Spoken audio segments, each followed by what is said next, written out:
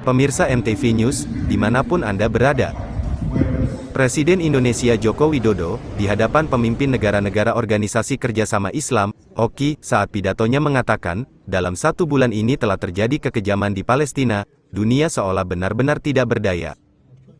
Lebih dari 7,9 miliar penduduk dunia, lebih dari 190 pimpinan negara, tapi sampai saat ini tak satu pun yang mampu hentikan kekejaman di tanah Palestina. Presiden Indonesia Joko Widodo di hadapan pemimpin negara-negara Organisasi Kerjasama Islam, (OKI), ia menyerukan agar OKI bersatu dan berada di garda terdepan dalam penyelesaian krisis di Gaza, Palestina. Tanggal 12 November tahun 2023. KTT luar biasa OKI yang digelar di Riyadh, Arab Saudi, ini sangat tepat untuk dilakukan, tetapi lebih penting lagi bahwa OKI harus mampu menghasilkan hal konkret agar kekejaman Israel di Gaza dapat segera dihentikan.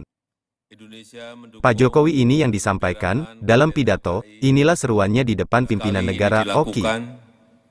Dan OKI harus mampu menghasilkan hal-hal yang konkret agar kekejaman Israel di Gaza dapat segera dihentikan. 1 bulan telah terjadi kekejaman ini dan dunia seolah-olah tidak berdaya. Lebih dari 7,9 miliar penduduk dunia dan lebih dari 190 pimpinan negara, tapi sampai saat ini tak satu pun yang mampu menghentikan kekejaman ini. Oleh karena itu, OKI harus bersatu dan berada di depan untuk penyelesaian masalah ini. Saya ingin menyampaikan beberapa hal yang konkret. Yang pertama, gencatan senjata harus dapat segera dilakukan.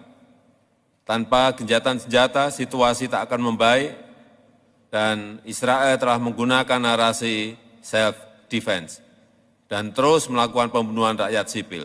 Ini tak lain sebuah collective punishment, dan kita semua harus mencari jalan agar Israel segera melakukan gencatan senjata.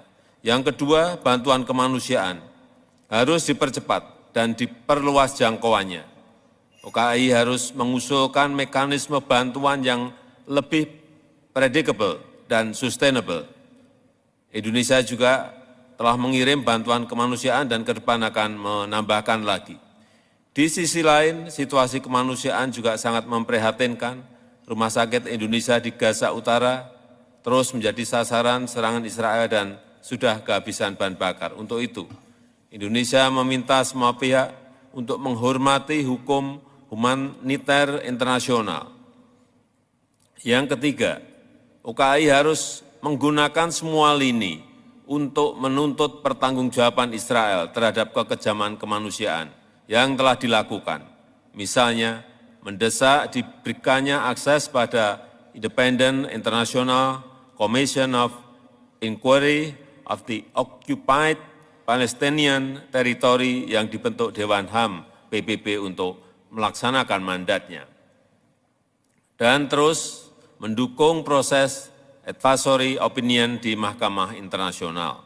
Yang keempat, OKI harus mendesak agar perundingan damai dimulai kembali segera demi terwujudnya two-state solution dan menolak pemikiran one-state solution karena pasti Palestina yang dikorbankan.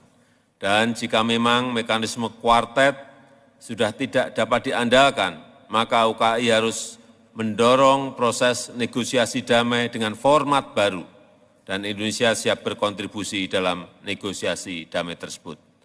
Sebagai penutup, sekali lagi, OKI harus bersatu, harus berada di garis depan menggunakan semua cara damai, semua pengaruh, semua upaya diplomasi untuk membela keadilan dan kemanusiaan bagi Palestina.